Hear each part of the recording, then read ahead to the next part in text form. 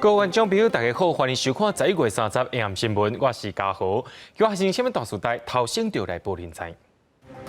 国内在今仔日增加24站带病入境确诊病例，大部分拢是印尼移工。指挥中心所暂停印尼移工引进2礼拜，恐惊影响到照护情况。今仔下晡有一台20人座游览车要去后万大风景区的半路雪冰车，目前有20人受伤，1个人死亡。台北市行工业主体白当有户口参与的制度，地区做工业主体白母，无都安排囡仔读册户口问题。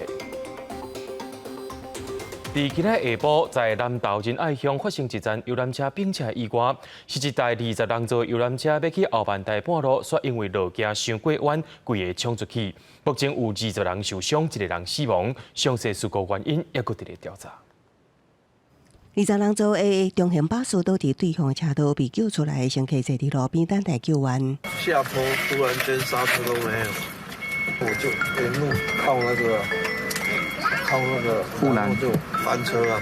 你看那边都是刹车，都是滑的那个痕迹啊。受伤的乘客表示，因是家族旅游，代志发生时阵当咧休困，只感觉车速真紧，一阵乌天暗地，车都已经变过。突然间好像失控就一直倒。是家庭旅游来这边看枫叶。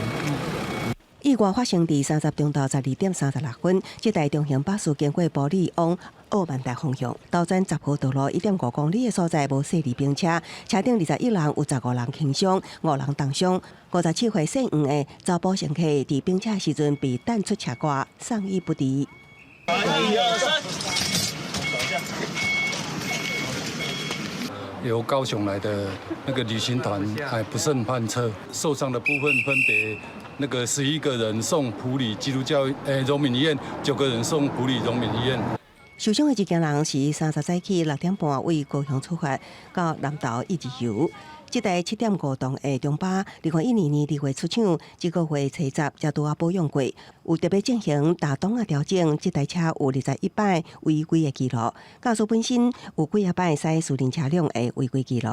公路总局也确认，涉任的驾驶并无超时工作的问题，因为事故的地点是伫山路西湾所在，肇事原因是车速伤紧、路面景点，也是车辆本身的问题。检警将针对车顶的行车记录器甲相关证书厘清事故原因。记者综合报道。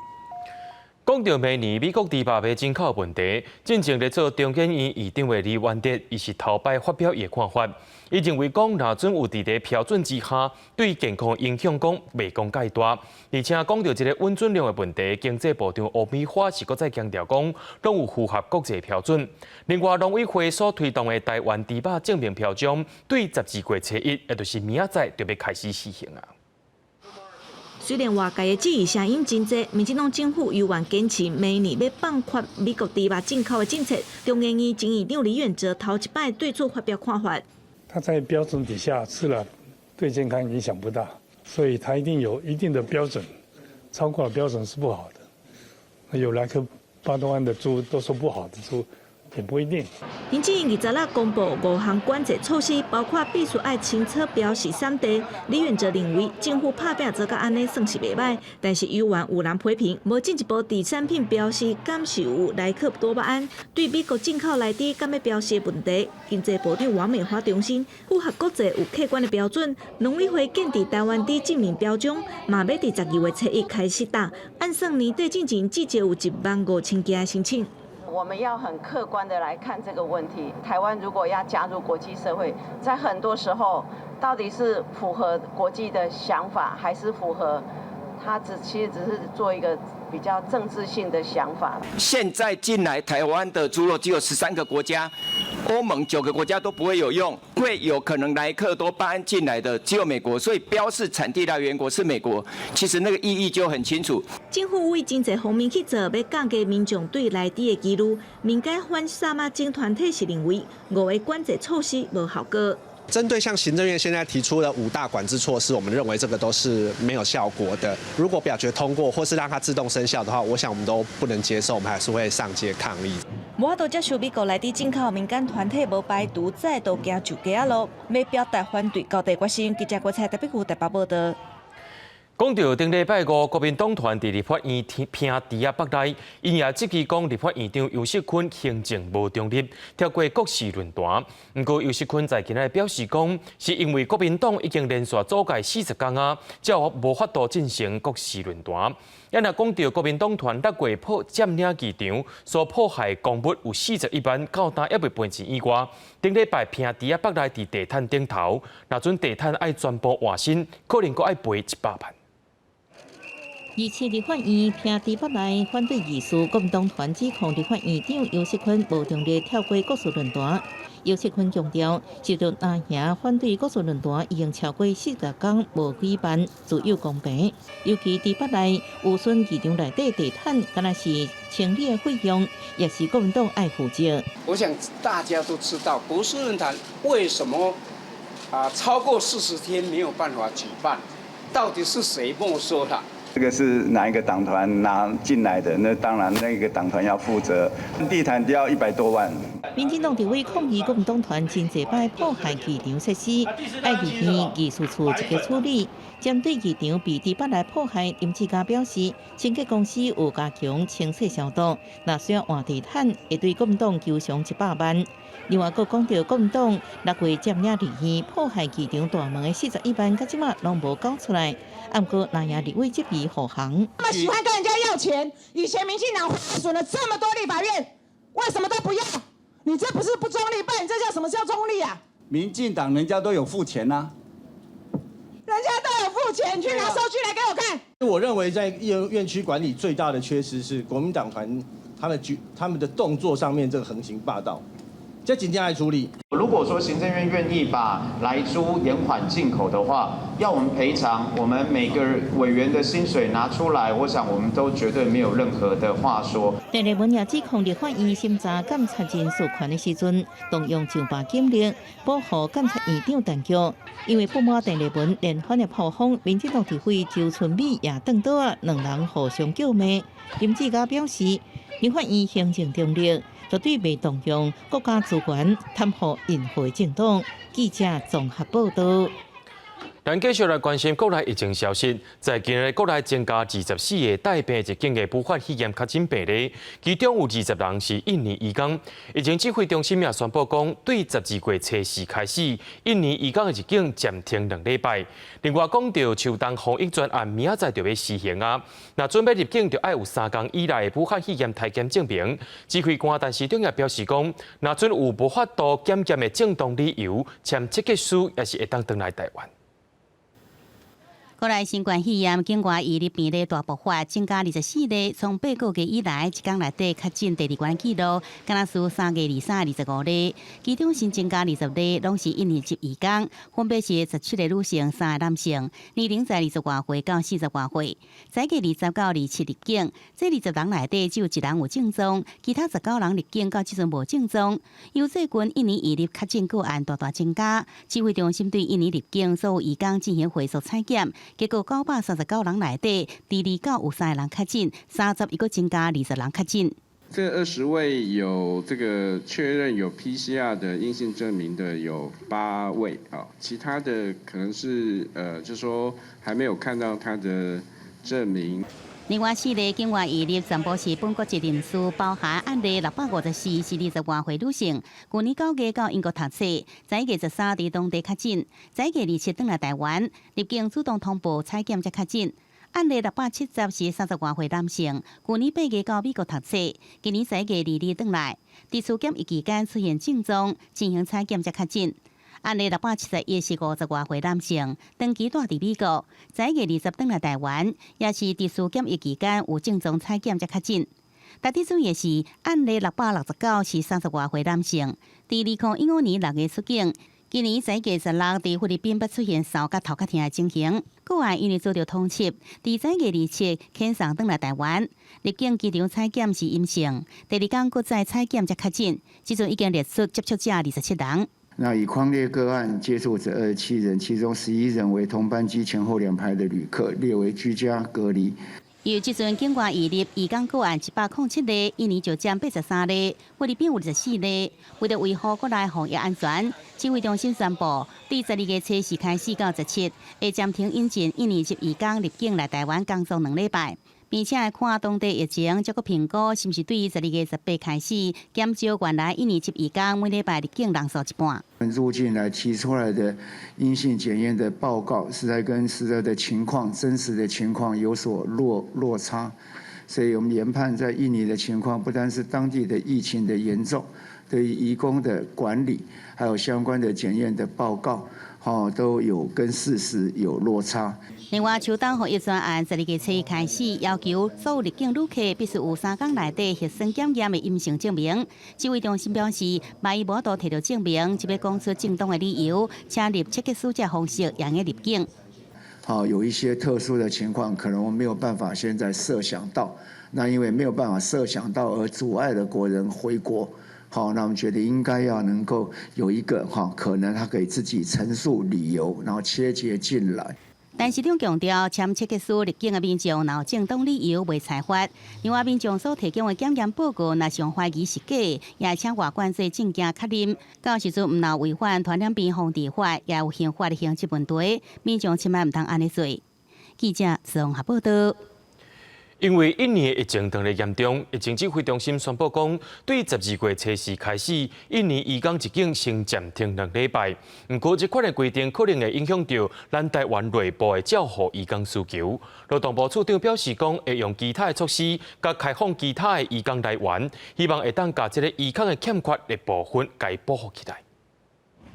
养护中心印尼籍移工真无行为长辈处理生活大细事。35岁米娅来台工作4年，原本今年放假想要登记一撮，却因为疫情关系只好做煞。如果还很严重，我不能回家了。我们可以每天打电话了。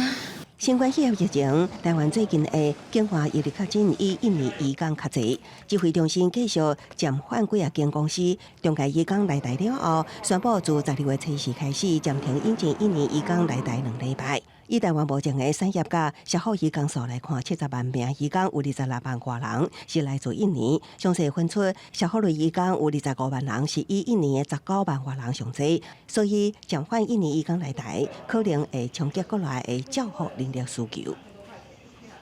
断然说，以一个国家的这个案例就去暂缓引进的话，其实对这个使用者或是有重度失能家庭它其实影响蛮大的。隔离方式提供隔离的床位，来去让这样的疫情可以被控制住。本劳的话，现在一天原本是2200块钱，现在涨到2500块。那我们的家庭类的看护工一个月含加班费将近2万块钱，请不到合法的外劳。外面就很多女佣逃跑，然后获取很高的薪资。我们当然是希望政府赶快再开放别的来源国，譬如缅甸、印度。中介业者指出，印尼移工来台，大部分以照护产业为主。台湾自3月开始暂停引进人力，到8、9月才陆续开放。有不少民众申请得要1年，也未找到人，建议相关单位要考虑其他的配套措施甲替代方案。人家其他国家的来源国这一部分我们都在积极在进行中。那也让雇主跟移工可以做个协商，放宽他们在台湾呢停留的一个居留的一个期限。劳动部处长林三桂强调，考虑国内的照护需求，会配合指挥中心的防疫决策。同时也强调，因为疫情限缩印尼移工入境，甲印尼自明年开始推动的零付费政策，袂当南做回讲。也毋过，这拢是劳动部后续会积极处理的事务。记者综合报道。有一位通缉犯第27暗时对菲律宾登来台湾，随后警察压力去加决，结果隔当天犯人所检出武汉肺炎，也随甲犯人送到桃园的病院隔离治疗。另外，11月初一特别施行秋冬防疫专案，也因为入境台湾要有3天以内武汉肺炎体检证明，真侪民众伫咧趁施行进前登来，昨昏桃园机场就有4300多人入境。有一个通缉犯伫咧27暗时对菲律宾回国，随即由航警局抓起来，了后送去加决服刑。结果伊29去用检验出确诊新冠肺炎，伊第一届采检无检验出来，经过第2届采检才伫咧29确诊。各界人员就随家送去防疫病院来隔离治疗。我们矫正署或法务部这边就已经研拟了相关 COVID-19 里面在整个在入监里面的一个审查的流程，所以相对在进来的时候，他们有做好防护，那也及时通报，然后来做相关的检验。那我相信应该是还算是完整。那至于相关有接触者，虽然有全面的防护，可是他们也是现在居家隔离中。这个细州的通缉犯嘛，正做全国头一个收容人治病的个案，不过过程当中拢有穿防护衫，桃园家家也是会以相关防疫规定来进行检疫处理，而且会加强环境消毒。有来探监的民众表示，会叫朋友爱加注意。我会跟他讲，叫他注意一点，不要感染。所以你们不担心？是也还好啦，对吧？我们没有到里面，如果到里面可能会比较担心。30是秋冬防疫专案开始进行的上下尾一天，早起桃园机场都对日本提早坐飞机登来台湾的民众。对，我本来就是12月初要回来，然后就提早几天，反正工作都可以在线上工作。像在日本做那样的检测，是不是要花很多钱？算，对，很多，而且小孩子又感觉更麻烦。桃园机场日到有4352个人入境，从8月份以来，过一天入境的新冠。32部也是有2379个人。指挥中心指出，预计会有回国潮，甲确诊人数增加。好加在国家医疗量能也阁算充足。记者综合报道。最近有风声讲故宫要改名，不过文化部长李永德甲故宫院长吴必察拢有对外背回，就国民党的立委讲，甲这个故宫降级是意识形态，要去中国化。李永德也回应讲，甲故宫改组是要甲国际相接，爱互有专业的人去做规划才对。故宫敢真正要改名，引起国民党、民进党的敏感神经。国民党立委林奕华质疑，互故宫隶属在文化部下面，唔拿降级，更加是为了去中国化。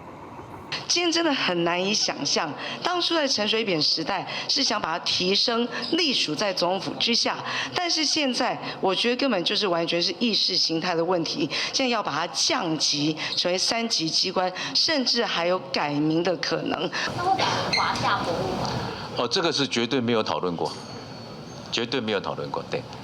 李永德强调，绝对无讨论改名，并且指出，故宫存在的形式，过去才是政治的考虑，这阵是希望回归到专业的层面。全世界独一无二的一个故宫，一个博物馆，虽然它是一个国际前5大的博物馆，但是没有一个博物馆，它是一个政府的一个部会。我讲故宫，它是一个专业治理的单位，它不是一个政策制定的单位。李永德认为，无论故宫是不是改组，在世界形象甲地位也是同款，无去中国化的问题。伊也指出，研究全世界前10大博物馆，其实拢由文化部来统筹。故宫改组是为了甲国际连接，回归专业。而故宫院长吴必察早起出席审查故宫预算委员会，对故宫改组甚至改名风波也做出回应。故宫绝对没有改名的问题。在文化部门底下的时候，是采取什么样的形式，那是另外一个问题。一般来说，都有所谓的闭据原则，也就是让行政机关手伸出去的时候，不会直接达到该博物馆的内部。而故宫若是未来真正改组，院长任命这问题咧。吴必察表示讲，家己无方便加讲什么，不过也强调会尊重行政院决定，更加袂互行政层级干扰博物馆的专业。记者综合报道。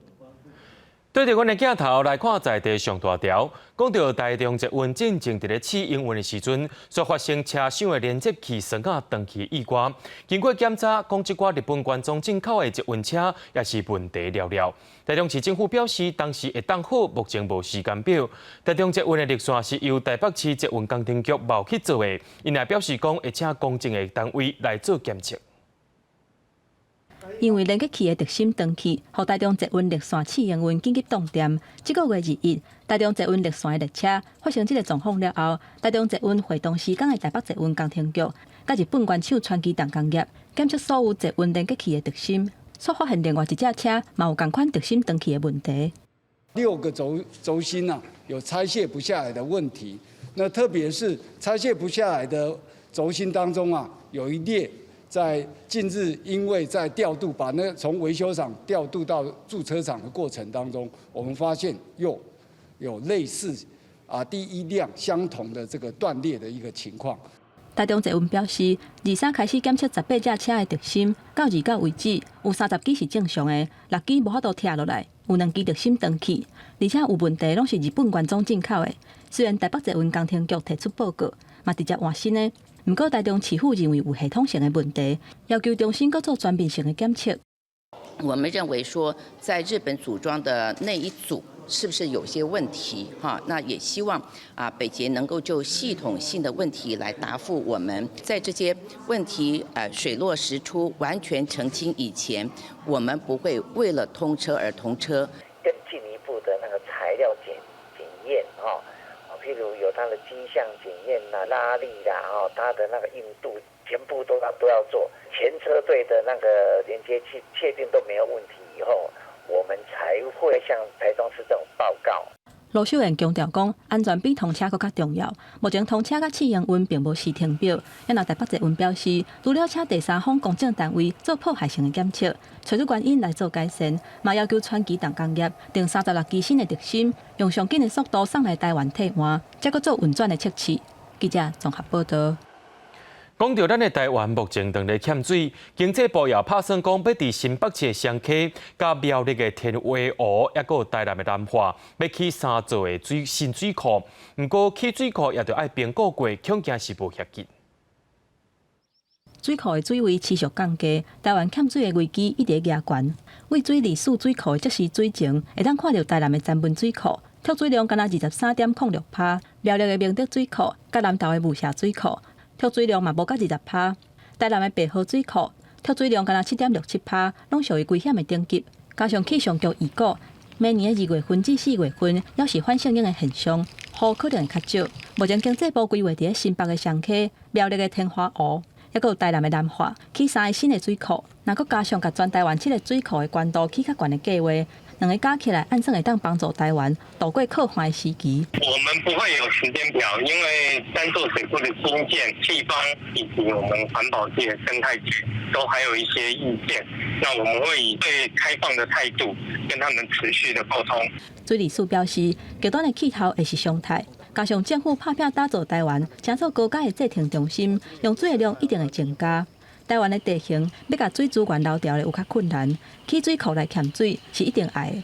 按算台南南化第2水库完工了后，一天会当提供17万吨的水；苗栗天花湖水库一天会当提供20万吨；新北双溪水库一天会当提供12万6千吨。不过目前除了双溪2届的环评报告已经完成，天花湖搁伫进行生态补充的调查，因为南化第2水库也搁当伫规划当中。中央跟地方一定要合作。尤其要倾听地方民意的声音，更重要，不能破坏生态环境。其实这个叫做宁可绝井，盖新水库，像现在其实像人工湖、浮流水、再生水，这些都要好好去应用的。环团认为讲，用精简，把水库的关度起较悬，并不是真正治本的做法，而且伫洪水期愈来愈低的情形之下，水库起较悬了后。下底积的土沙嘛愈来愈严重。按目前水利法规定用水的顺序，是家庭用水、甲公共用水，过来是农业用水、水利用水、工业用水等等。不过，今仔大概欠水，拢会先听农业用的，所以呼吁政府应该要是爱检讨用水较上中单位的水钱，而且明定放水费开始征收的基停，才会当解决水资源欠缺的问题。记者综合报道。台北市长郭文迪除了要限制工业主体袂当当作一般主体使用以外，在今年6月，搁再施行工业主体袂当设户口制度。不过，就共租住伫咧工业主体家长表示，为着囡仔要读册，煞无法度设户口，规口罩拢戴伫遮，煞因为法规限制，实在是真无奈。为着囡仔的读册学区问题，爸母定定爱刷户口，也是寄户籍。不过，北投干道工业区有里长讲，台北市府6月颁布工业主体禁止设户籍，敢若8月就接到3组家庭想要送囡仔去读册，出头家袂互设户籍的问题。爸爸妈妈就是工作，所以说就这里租，想说年年要入学的能够都不会想，可是户籍啊，那个不在我们里面啊。协调市议员潘怀忠讲，其中2案定情家庭就是承租工业主体做徛家，估计因为市府新制禁止设户籍，若无法帮握所有权人，才造成厝头家拒绝互囡仔设户籍。有的比较穷困的人，他事实上他住在工业宅里面，其实他是租的，举目无亲啊，我们有人可以寄户籍啊。现在也有在小学对面的杂货店可以寄户籍的。都发局统计，即阵台北市交1%，家己大房屋税降价主体有2240户，依次违规伫做徛家使用。7月住户变更为营业用的税3%，申请营业执照就使合法。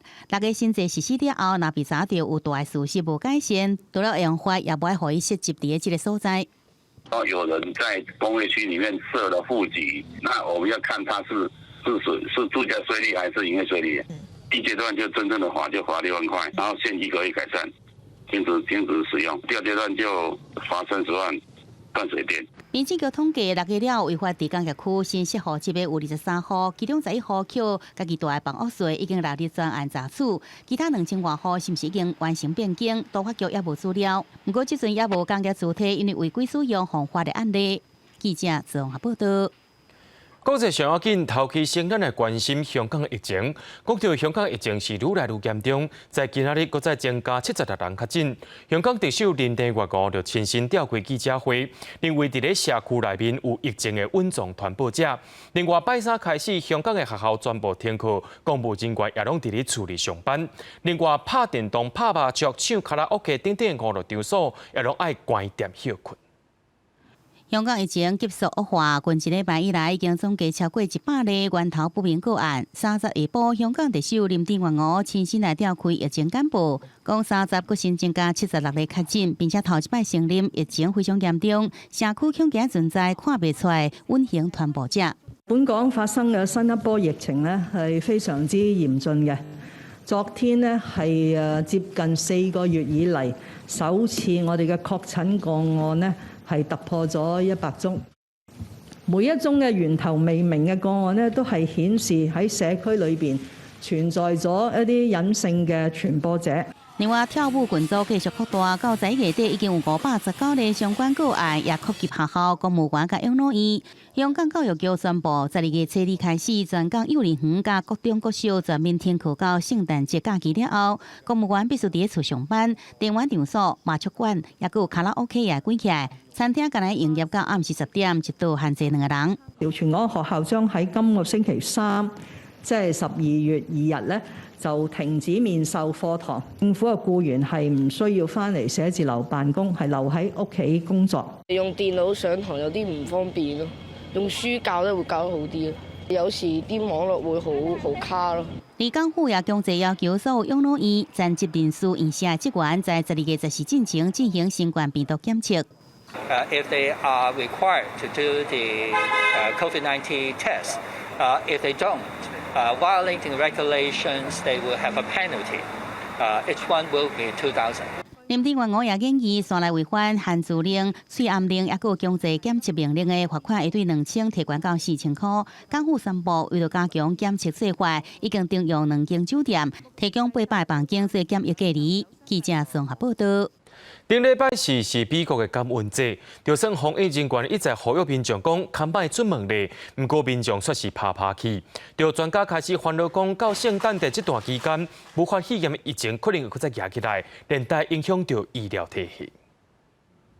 根據外國媒體引用的統計資料，美國在過去這1個月以來，因為感染新冠病毒住院的人數直頭增加到93200多人，過一天新增加的病例，在20的時陣達到204100多人，是到目前為止上懸的紀錄。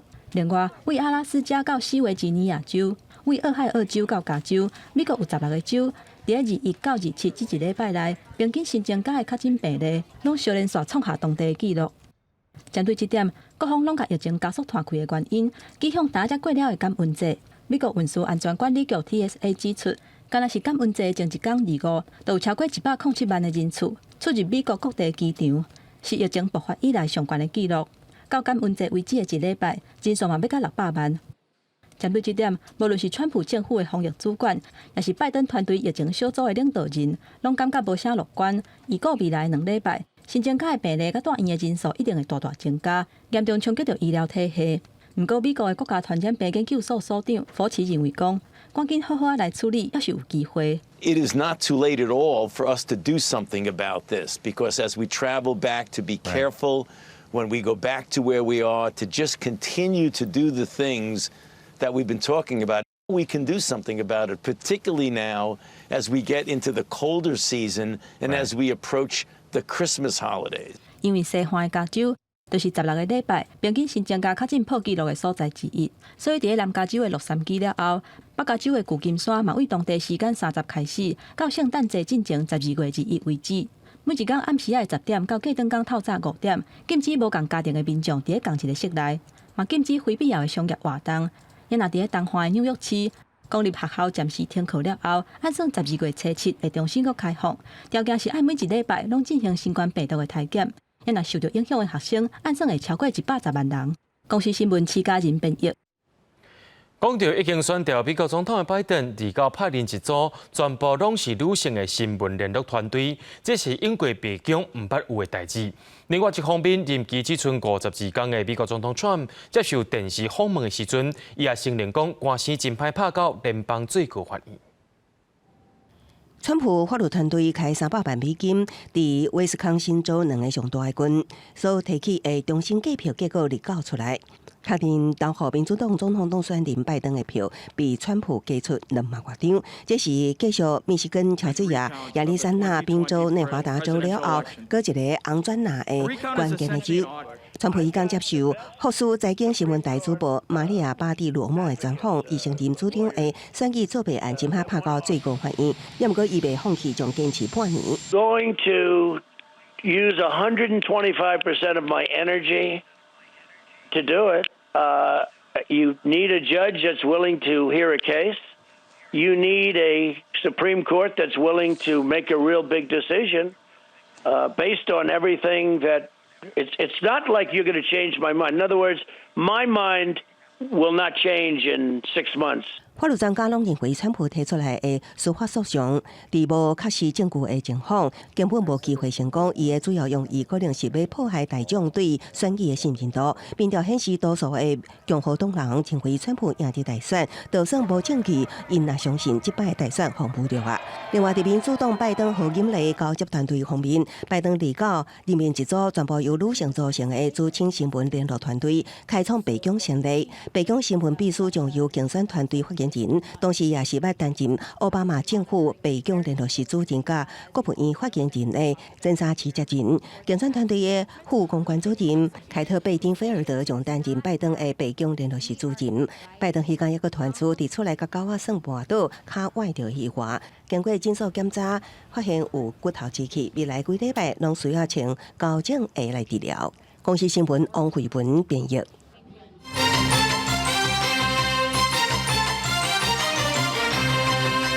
讲到中天新闻台换接照无通过风波，中天北服已经向台北高等行政法院送证纸，申请加处分，希望会当暂时保留使用52台的频道接照。在今仔日进行准备庭，两边是互相对射。中天一再强调讲这是新闻自由，不过 NCC 的律师也大真硬，伊也强调讲，若做法院暂时允准中天继续经营，等于是破坏换接照的制度。NCC 进前驳回中天新闻台的申请，无要互伊换照。中天新闻台会伫12月11日后失去频道的执照，所以嘛袂当播出。不过中天不服，向法院申请加处分，希望暂时保留，会当继续使用52台频道的执照。这个案件30头一届开庭，双方是互相无要商量。中天的委任律师主张中天希望伫加处分结果出来进前，继续经营52频道，而且频道袂当提供予其他业者来使用，避免中天发生违约的纠纷。抑个主张听证停诉，违反行政停诉法，嘛强调讲，这个案件有保障言论甲新闻自由的意义，嘛保障员工的生活。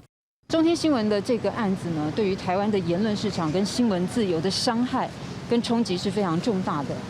我们也希望司法成为捍卫言论自由跟新闻自由的最后一道防线。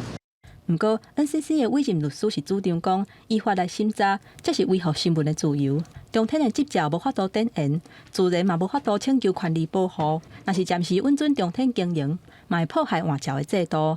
也若 NCC 的主委陈耀祥早起去立法院备询表示，唔知影加处分要爱偌久才会有结果。若是以目前的进度，52频道可能会变做空的频道。因为系统业者现在陆续有报进来，他们要取掉的频道，有的是送，比如说有的是送环宇，有的是送 CNN， 有的是单纯下架都有可能。那如果时间上可能如果来不及的话，这个部分来讲就会变成空屏。因若准备要开庭的过程当中，有政治团体去现场抗议，主张支持中天，就是支持新闻自由。另外，一直到开庭结束了后，两边的委任律师拢无接受媒体的访问。记者综合报道。为了要加强监视器的数量，增加安全度，台中市政府伫社区市办、甲有线电视业者合作，利用光纤网络安真济监视系统。有民众认为，讲监视器的基板毋是伫咧公家机关，会引起资讯安全甲隐私的问题。巷仔内底电话条啊，采几支镜头，也毋过详细看一个路口的监视机，这边有一支对着道路，另外一支是对着民众的厝门口。原来这镜头是当地有线电视监听人员装设的，也毋过当地里长讲，毋知影啥物时阵装的位置，也无甲当地沟通。机房也设伫有线电视业者的机房，治安可能外泄。唔是政府的哦，唔是警察机关的哦，是私人的。如果讲要针对你无针对一个人，就得我该调度出来啊。机房会不会因为了私人的一个领域而被有心人士来变卖了？就是说，把这个系统给你你以后就可以登录自己去看你想要看的一个部分。李就表示，警方的监视器大部分拢是采伫重要路口，也是治安死角。有线电视业者的监视器伫公共空间虽然有必要性，也毋过密集度无平均，搁挖近边界，难免互民众心理烦恼。政府表示，这是今年甲有线电视业者合作，利用现有的光纤架设，保证第三区市办用于是咧弥补公有监视器的不足。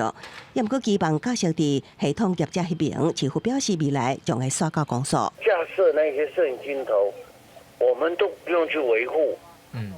镜头也是我们跟他租的，他也有签保密协定，他不可以乱用这些资料出去。等于是承办市政府的东西，它就有视同公务。台中市府表示，条款画面也爱经过申请，未有治安外泄纪律。系统业者透过声明表示，除了有设置防火墙，光纤网络也是独立专线，无法度透过外部 IP 侵入。也毋过会加强甲民众沟通，调整位置，减低疑虑。记者综合报道。咱继续来关心民众的健康。讲到腰鞘癌排伫台湾10大癌症当中是第7名，有8成民众若发现腰鞘着癌，大部分拢已经是重症甚至是癌症转移。不过，国务院最近有发现新方法，或者叫做 SLOG， 通好来控制癌症的变化。这项成果也刊伫国际期刊顶头。85岁资深体育主播博达人，食到因为腰鞘癌的病痛，落尾选择安乐死结束生命。因为腰鞘癌是一种高度致命的恶性肿瘤，有8成5个患者确诊的时阵，眼眶已经是局部尾期，或者是转移性的疾病，无法度开刀。即摆治疗大部分拢采用西方的化疗护方，毋过亚洲人的副作用较侪，包括肺炎的毒性较悬，并且等等，治疗的效果无好。毋过国务院上新的研究发现，采用新的化疗护方，简称 SLOG， 会当有降低肺炎毒性，延长患者的性命。转移性胰脏癌，如果就是说我们都不治疗，或者是治疗效果不好的话，其实就只有3到6个月。我们这样子的副作用比较低的一个复方，它就可以延长接近快1年。国务院研究团队表示，所谓的 SLOG 化疗护方是若像鸡尾酒的疗法。第一日期临床试验总共收73个病人，第一天注2种静脉注射药物，第一天到第7天加另外2种药物，第8天到第14天是休困的时间。结果发现疗程结束了后，病人的肿瘤变小，整体存活期会当延长到11.4个月。它也会让它缩小，就是有一些肿瘤其实它可以缩小，有一些肿瘤它其实生长会降低，那它也会影响它的代谢，就是让它代谢变差。研究团队强调讲，这是一种专门替台湾腰鞘癌的病人所设计的治疗模式，而且会当伫门诊完成药物注射，对病人来讲会使讲是真利便，未来会当当作腰鞘癌的治疗指引。若是这项新的研究成果，顶一日已经刊伫咧国际医学期刊。记者综合报道。伫咧屏东邦寮有一搭是日本军留落来石头营，所以因为要起太阳能发电设备，引起当地抗争。想袂到这2天有发现讲照乌着微博团，民众惊讲会发生危险，在今下晡就去到业者的门口抗议，要求业者就要停工。2颗在这里，那下午来再差这么1-2公尺而已，就在这个地方。发现微波弹的师傅带阮来到前一天发现微波弹的现场，想袂到地涂骹又搁有发现。真的有一颗嘞！有一颗。是吗？真的有一颗啊！小连续伫江一位附近挖出2粒新鲜的炮弹，加上29迄天挖到的5粒，拢总有7粒。卡大的所在下底唔知影敢阁有。民众怀疑这个图可能是山头迄边咧施工的供电业者倒伫遮的。未来这块地嘛要开发，互因真惊吓。也是会担心，因为其实这个整个区域，整个山区的区域是2战那个日本时代他们在这里作战的那个军事要塞。可能狮头营全区都有未爆弹，甚至更大口径的炮弹。那么在挖掘的这一个过程中，可能会因为误触到底火，可能就会有这个爆炸的风险，那可能会造成一定的人员伤亡。那我们是呼吁说，相关单位尽速全面停工，然后做一个区域的调查。当地民众表示，这原地是树林地，最近是民众来这看日军的石头营，山以外发现这么侪微波弹，到底炮弹是倒位来的？军方已经提转去鉴定，确定是60公里迫击炮的炮弹，因为时间伤久长，外壳引信拢损害，无安全的问题。连续发现微波弹，附近村民甲民代溜布条来到供电厂头前的路口，准备封路抗议。不一定要在这个2战石头营的这个地方来种电，更何况我们有发现到很多的未爆弹。不过业者表示，发现炮弹的所在不是业者的土地，遐个土嘛不是因倒的。另外，目前因的时间嘛唔捌挖出微波弹，因会配合县府的文字审计，嘛希望民众会当理解。记者陈家军、赖伟做屏东报道。屏东马家乡的风景是真水，而且原住民的石帮助遗址，搁再得到国际遗址大奖，吸引真侪观光客来这行打。不过有人的所在就本所甲破坏，当地乡公所甲代表会也通过主题条例，宣布讲对明年开始会进行人数管制，若准备入来看风景，也着爱收钱。为屏东马家游客中心做起点，向顶悬行这条全澳道路是通往旧马家、美人腿瀑布，也甲旧法湾部落这个所在一定要经过的所在，因路风景真水。不过明年元旦开始，这条路会设管制站，要入去需要统一一公所的接驳巴士，收30至80不等的清洁费。好奇。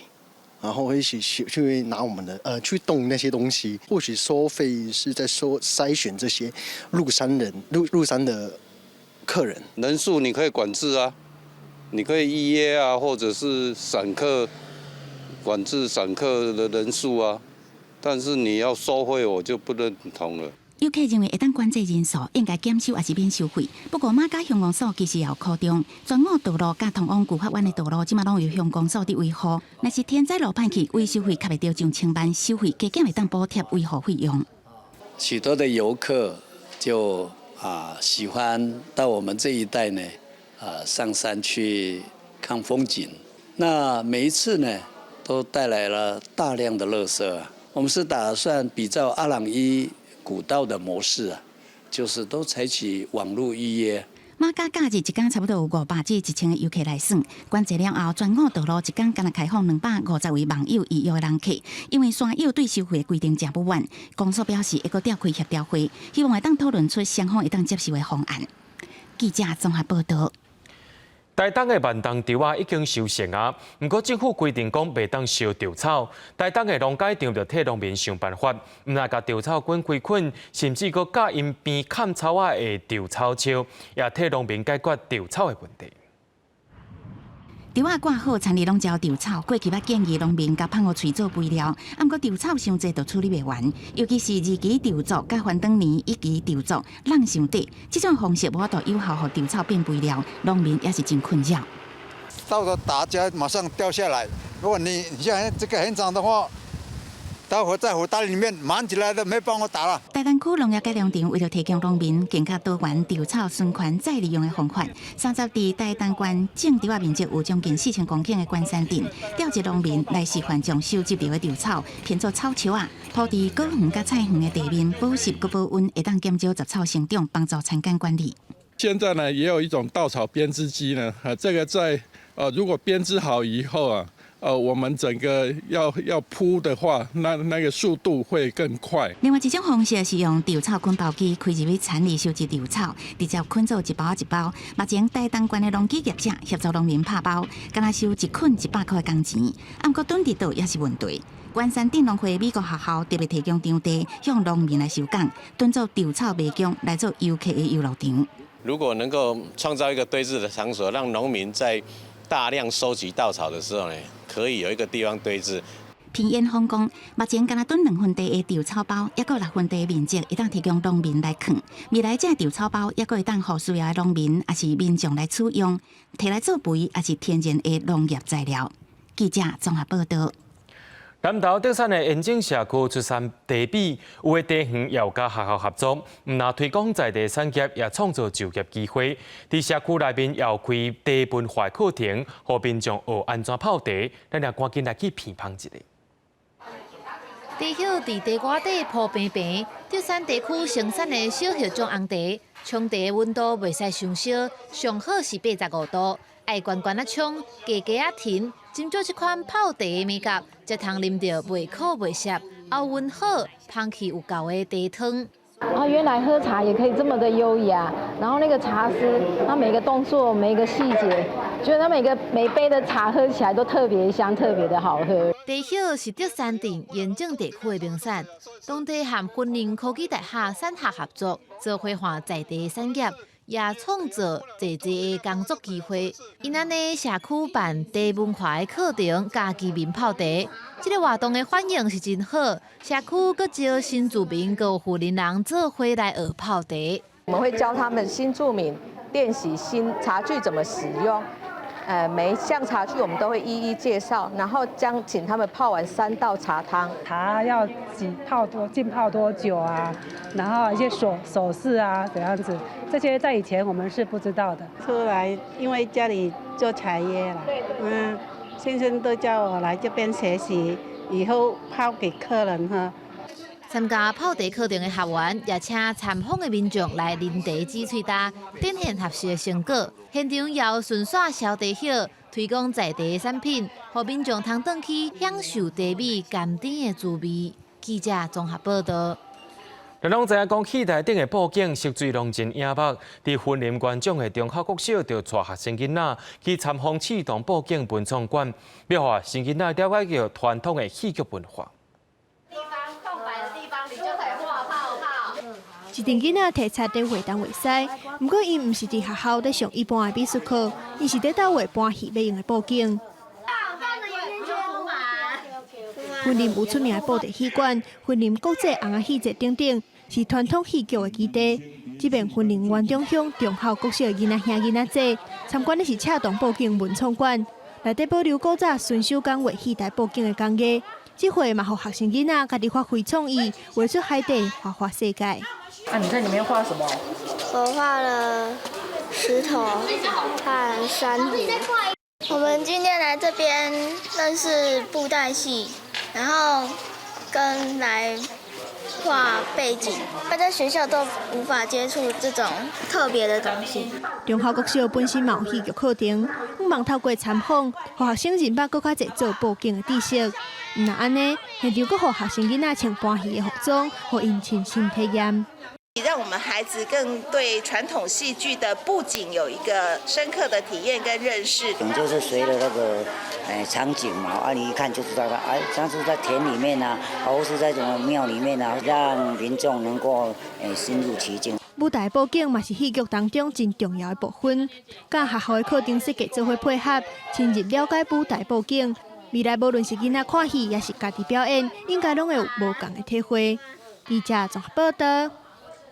讲到查红仔，若准备点灯，除了吊线，就亲像家里红仔以外，真也会当家按自动的机关。伫咧屏东县政府就有相关的展览，咱做伙来看卖。一个做甲真有路的茶商啊，机关甲转咧，竟然阁有翁仔伸手出来偷客钱。这是屏东县府甲科公馆合作，伫演武场举办的击鼓木偶卖装机展览，希望会当互民众了解自动机械甲击鼓茶仔是如何来运作，也阁有其中的设计理念。因为平常我们可能看那些东西不知道怎么运作，可是它这边都比如说齿轮结构啊，可以看得蛮清楚的。平常我们都不太注意，就认为会动是很自然的啊，其实那是人类创造来改善我们日常生活一个很重要的一个作品啦。击鼓木偶卖装机展览邀请到国内工艺家唐一秀甲银济春来创作，或者古锥的茶仔充满生命力，有真活泼、真心实的设计。买透过这的作品，展现各行各业的模样，可以找回童趣，可以去了解哪一行哪一页的那个动态，而且这个最难得的，还可以让我们互动压下去它还会动机械工艺还有艺术做一个结合，我想木偶大家都很喜欢哈，但是精密的机械还有艺术的一个结合哈，把这个展烘托得非常非常的好看。除了有4种无同款主题的茶仔通好看以外，也阁举办 DIY 手工活动，希望大人囡仔拢会当来遮体验到击鼓茶仔的技巧甲趣味。记者综合报道。台中新文化协会最近发行台湾头一本来讲27部队的漫画，而且是配合着228事件迄当时的起源背景，也邀请到台文老师用台文来出版，希望让更较侪民众来了解到台中人的228事件。今日早起，阿妈竟然互祖国的阿山顶拍死。27部队这本漫画的台文翻译老师，用迄当阵的开口念红仔图内底的口白。希望大家通过较了解这件发生伫咧台中的历史事件。咱做这个工作，就是所有台湾的传承啦，吼嘛保障咱台中这块历史。我想阮迄当阵我要做就是安，而且迄个红仔图已经互你真容易、真简单，地当知迄个故事啊，干那查迄句话，就是安尼甲讲出来尔嘛嘿。228事件迄当阵，台中有一群少年人组织一个合作27部队的民间武装队伍对抗政府。台中新文化协会为着要互人了解这段历史，选择用较好读的红仔图来表达，而且佫使用台语还原当时的背景。台语弄进来之后啊，就发现其实它比较吻合这整个剧情，这人物，因为当时的人物就是在讲台语啊。那你用台语就更贴合历史啊，因为历史漫画就是要重现原来的样貌嘛。但咱台湾在还原历史真相内底，佫有一个真重要的工作，就是咱要徛伫个台湾主体、人民主体的这个角度内底，把咱的历史的假说权改摕倒转去。新文化协会嘛指出，因为要完整呈现一段历史，所以因有整理真侪资料，即摆发表的27部队是上集。暗算明年在进程会完成下集，希望民众透过漫画详细了解228事件当中27部队守护家园的故事。记者梁慧婷台中报道。最近天气在变化，明仔载气象咱也做伙详细来看。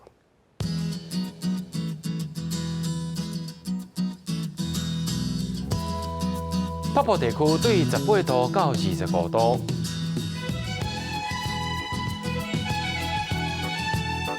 中部地区对17度到28度，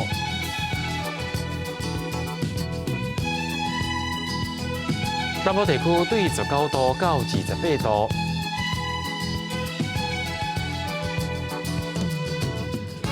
东部地区对17度到25度。咱来看外岛地区，对14度到24度。